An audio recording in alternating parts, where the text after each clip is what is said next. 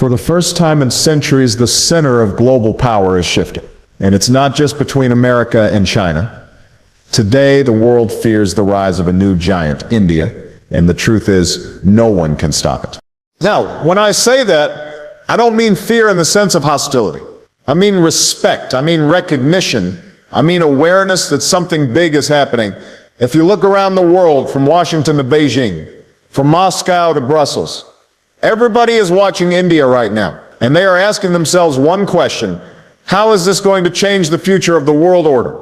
India today is already the 5th largest economy on earth.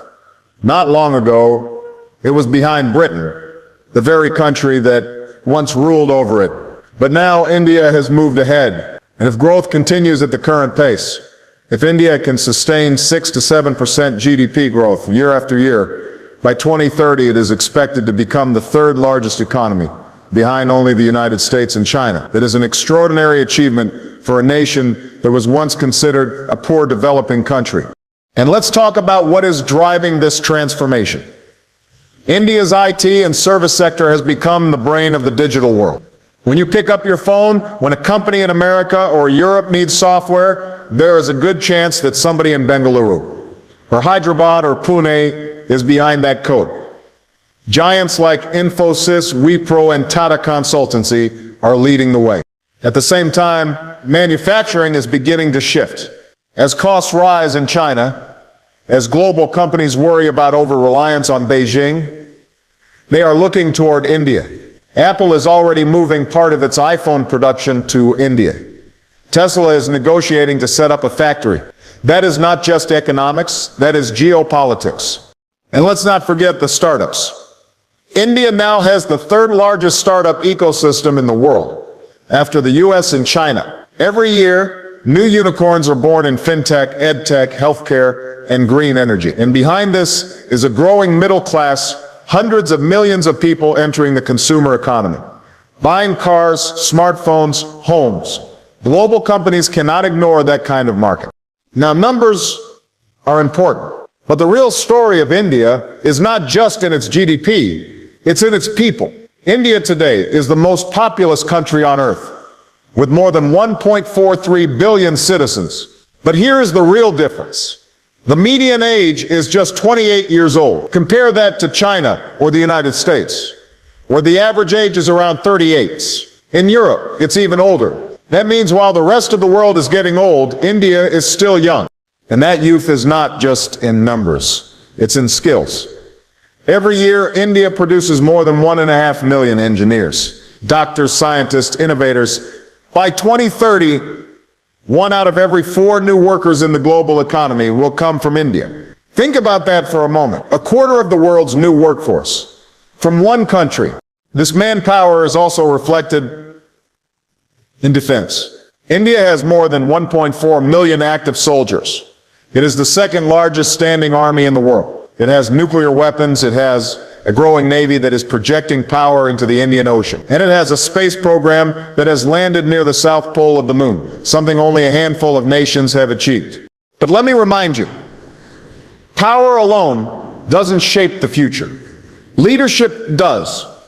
Throughout my own journey, I've learned that nations rise and fall not just because of their numbers or their weapons or even their money, but because of the vision of their leaders and the integrity of their people. That is why I put together a book called The Leadership Blueprint. It's not just for presidents or prime ministers. It's for teachers, entrepreneurs, community leaders, anyone who wants to learn how to build vision, communicate with impact, and lead with integrity. Whether you're in Delhi, Washington, or Nairobi, leadership is the one force that can truly change your destiny. Now, let's talk about diplomacy, because this is where India has surprised the world. When you look at India's foreign policy, it doesn't simply align with one bloc. Instead, it balances with the United States. India is a strategic partner. It is part of the Quad, along with Japan and Australia, working to secure the Indo-Pacific and counter China's growing influence. India has signed defense deals with Washington worth billions of dollars. At the same time, India maintains deep ties with Russia. It buys more than 40% of its military hardware from Moscow. And since the Ukraine war, it has become one of the largest buyers of discounted Russian oil. That has helped keep Russia's economy afloat even as Western sanctions tried to isolate it. And then there is China. Relations are tense. There are border clashes along the Himalayas. There is competition for influence in Asia, in Africa, in the Indian Ocean. But at the same time, China is India's second largest trading partner. That is a complicated relationship, rivalry and partnership in the same breath. India also has strong ties with the Gulf states for energy security and with Africa, where it is investing in infrastructure, healthcare, and technology. In many African countries, India is seen as a friendlier alternative to China's Belt and Road projects. On the global stage, India is a leader in the G20, in BRICS, and it has long pushed for a permanent seat on the United Nations Security Council. What this means is simple. India has shown it can talk to Washington, Moscow, and Beijing all in the same week. It can balance competing interests without becoming anyone's puppet. And that is what real strategic independence looks like. Now, if we step back and look at the broader picture, we see comparisons. China for decades was the story of unstoppable growth. But today, China faces a slowing economy, massive debt, a property crisis, and an aging population. Its authoritarian model also faces global pushback. India, by contrast, presents itself as a democratic alternative. Messy at times, noisy at times, but still a democracy with free elections, a vibrant press, and an independent judiciary. That gives India a kind of moral weight that China lacks. The United States is still the largest economy and the most powerful military in the world, but it knows it cannot face the challenges of the 21st century alone. Climate change, terrorism, artificial intelligence, supply chains, these are global issues. And so America sees India as a natural partner, not just to balance China, but to help shape the future. Russia, meanwhile, is struggling. After invading Ukraine, it has faced sanctions, isolation, and battlefield setbacks. And yet, it leans on India as a customer, a friend who will still take its oil, still buy its weapons. That gives India leverage. Africa and the Middle East are also in this equation. Both regions are rich in resources and young populations. Both are becoming battlegrounds of influence between China and India. The Gulf is critical for India's energy, and Africa is where India is investing in trade, education, and technology. But beyond the economy, beyond the manpower, beyond the diplomacy, there are hidden strengths. India has nuclear weapons. It has a space program that is now respected worldwide.